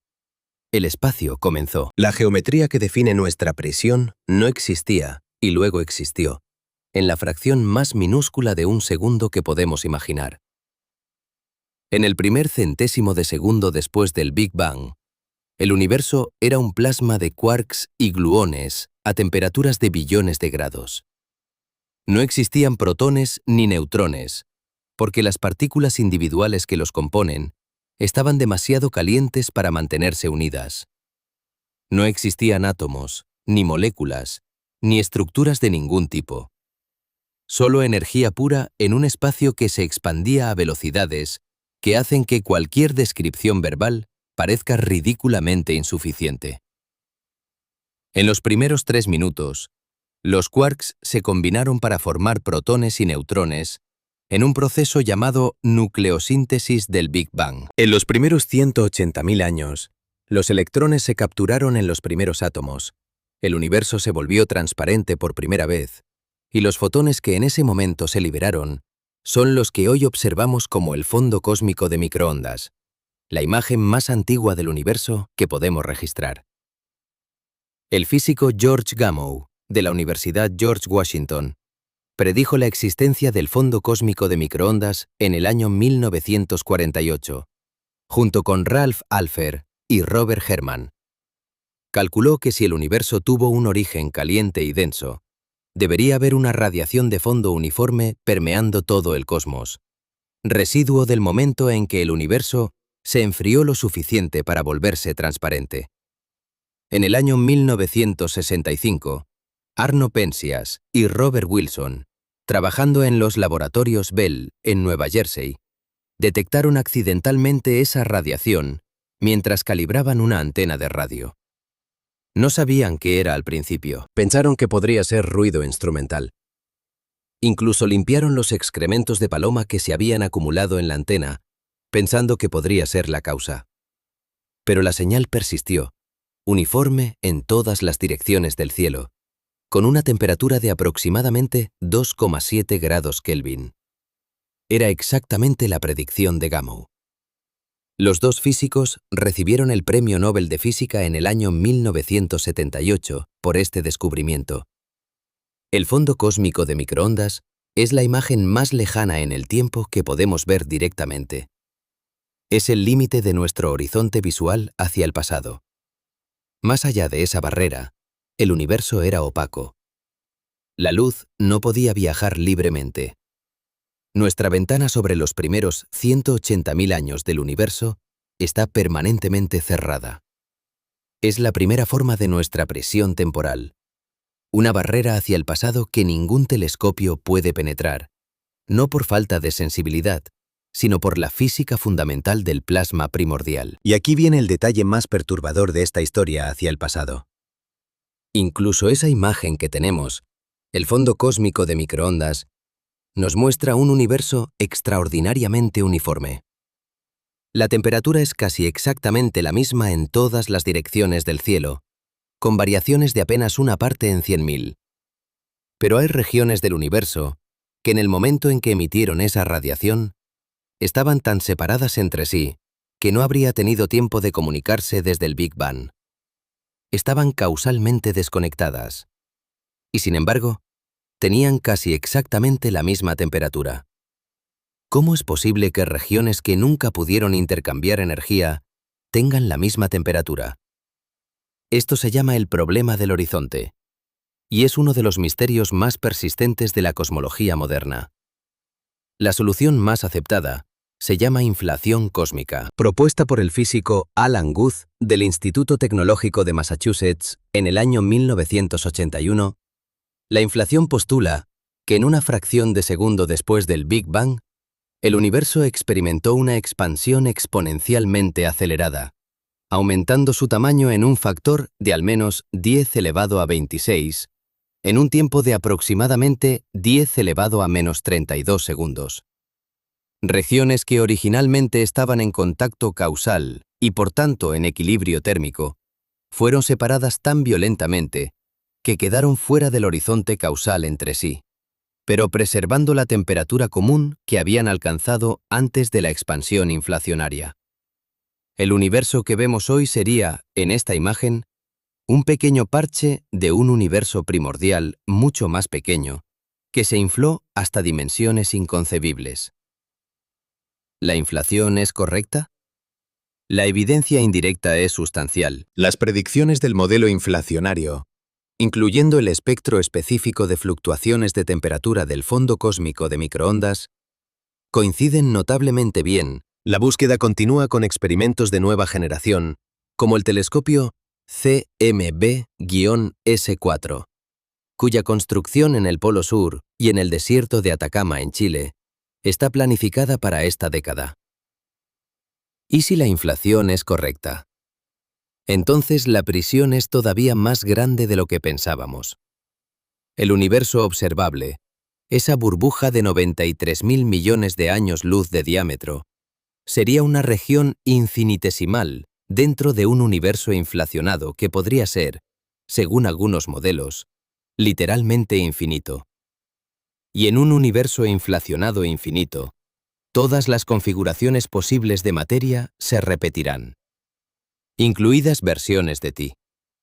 En algún lugar, a una distancia tan enorme que ningún número en el lenguaje cotidiano puede expresarla, existe una región del espacio-tiempo con exactamente las mismas partículas en exactamente las mismas posiciones que las que hay en tu habitación ahora mismo. Y esa región estaría tan lejos que la distancia de separación sería de aproximadamente 10 elevado a 10 elevado a 28 metros.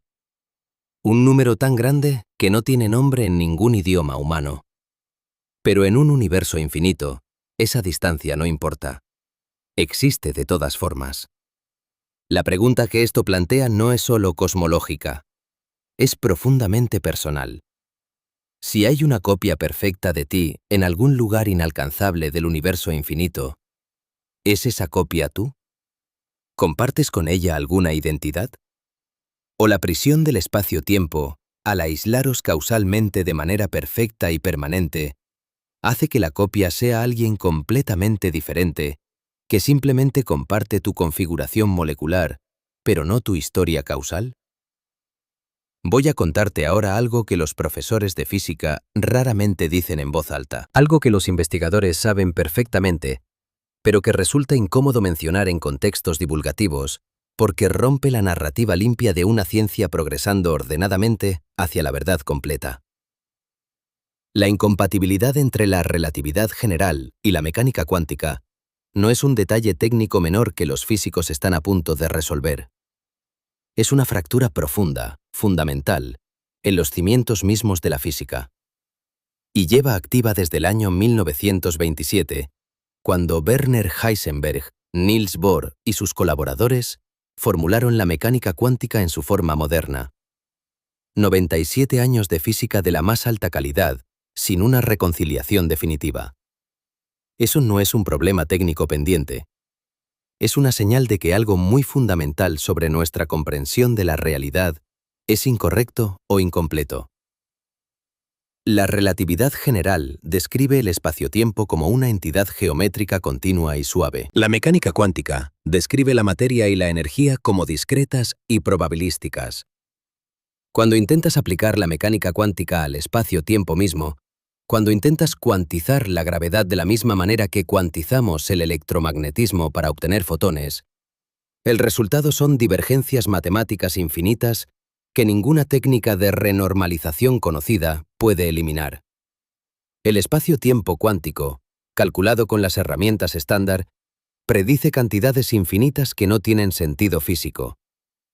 El físico Richard Feynman, que desarrolló la teoría cuántica de campos que describe el electromagnetismo y las fuerzas nucleares con precisión extraordinaria, intentó cuantizar la gravedad en los años 1960 y fracasó. En su correspondencia privada, describió el problema como un pantano.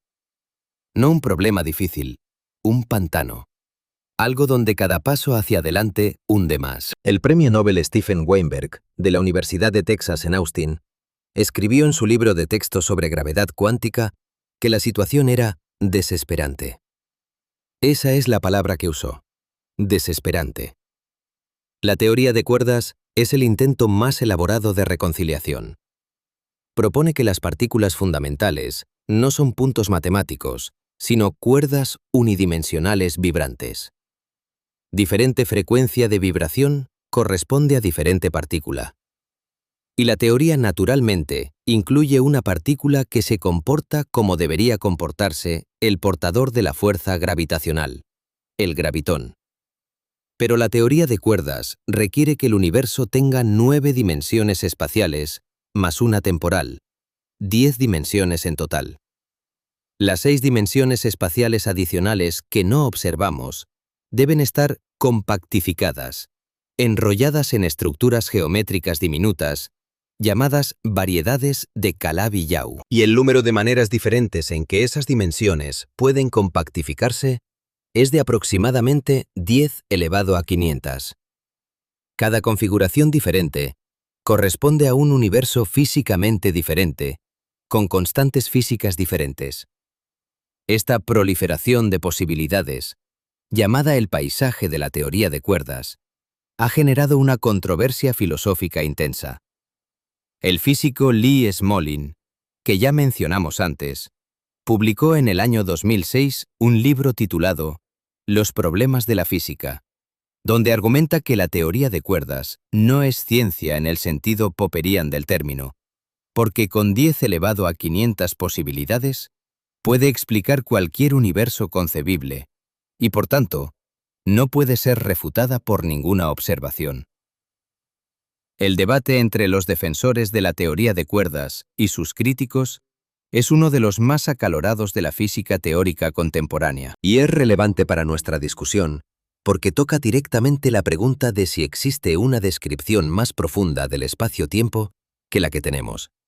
Y si esa descripción más profunda podría revelar algo sobre la naturaleza de la prisión que no podemos ver desde dentro. La respuesta honesta es: no lo sabemos.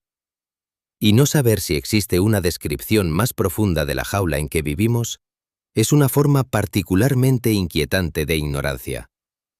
¿No te parece significativo que después de más de un siglo de física moderna, con los mejores matemáticos y físicos de la historia trabajando en el problema, todavía no tengamos una teoría unificada que describa coherentemente la gravedad y la mecánica cuántica? No estoy diciendo que la ciencia ha fracasado. Al contrario, los resultados parciales, la relatividad general y la mecánica cuántica por separado, son los más verificados y precisos de toda la historia del conocimiento. Pero la incompatibilidad entre ellos sugiere que la geometría del espacio-tiempo que conocemos es una descripción aproximada, válida en ciertos regímenes, de algo más fundamental que todavía no vemos. Quiero terminar con una perspectiva que muy pocos documentales científicos se atreven a tomar. La perspectiva desde el futuro.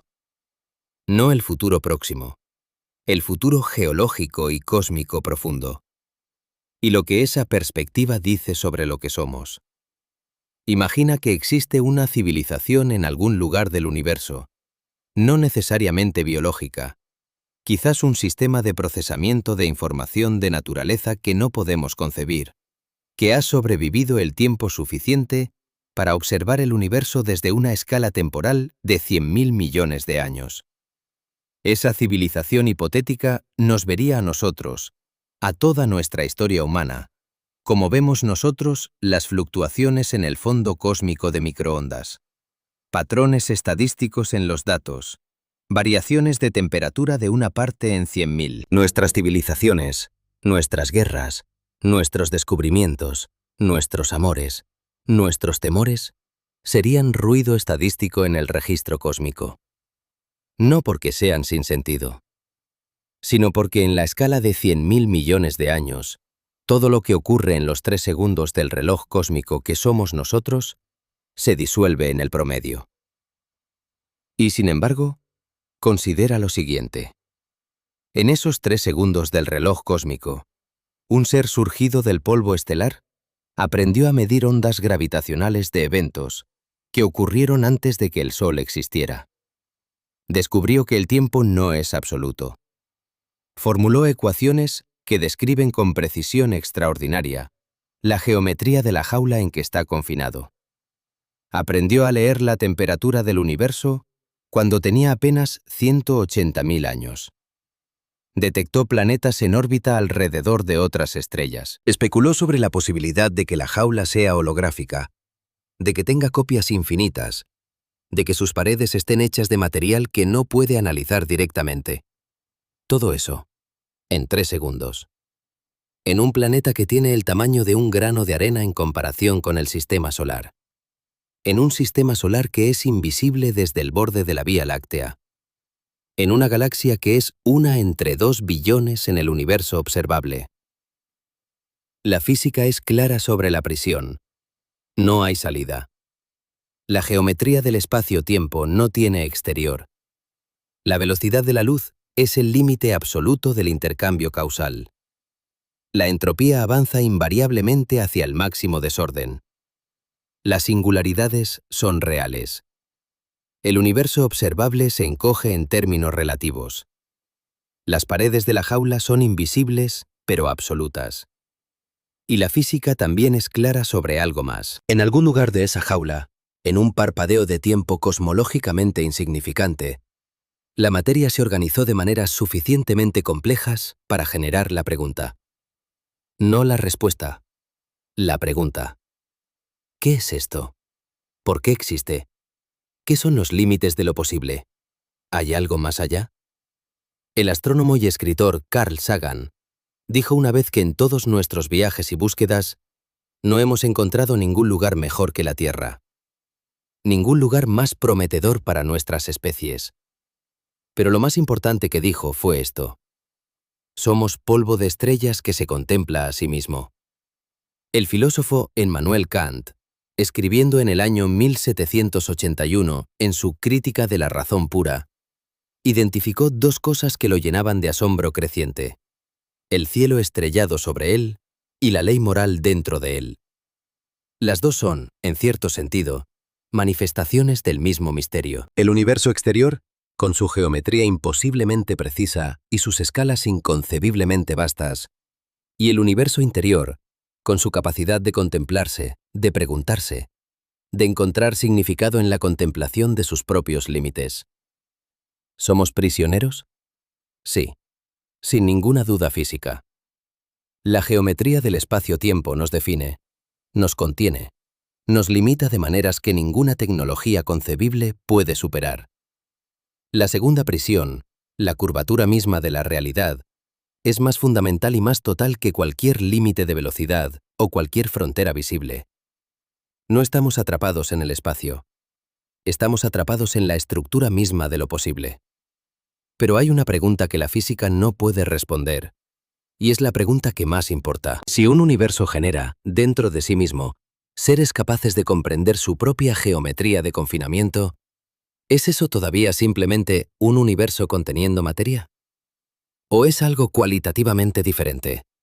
Un universo que, a través de sus propias configuraciones más improbables, ha desarrollado la capacidad de conocerse. Y si el conocimiento de la prisión ocurre dentro de la prisión, ¿es el conocimiento también prisionero? ¿O hay algún sentido en que la comprensión, aunque no rompa ninguna pared física, constituye una forma de libertad que las paredes no pueden contener? No tengo respuesta para eso.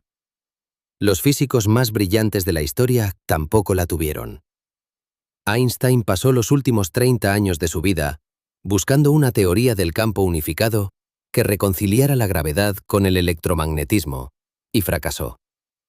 Hawking pasó 5 décadas intentando comprender los límites más profundos del espacio-tiempo, y admitió haber estado equivocado al menos una vez sobre algo fundamental. Penrose, a los 92 años, sigue proponiendo nuevas ideas sobre la estructura del cosmos y la naturaleza de la conciencia.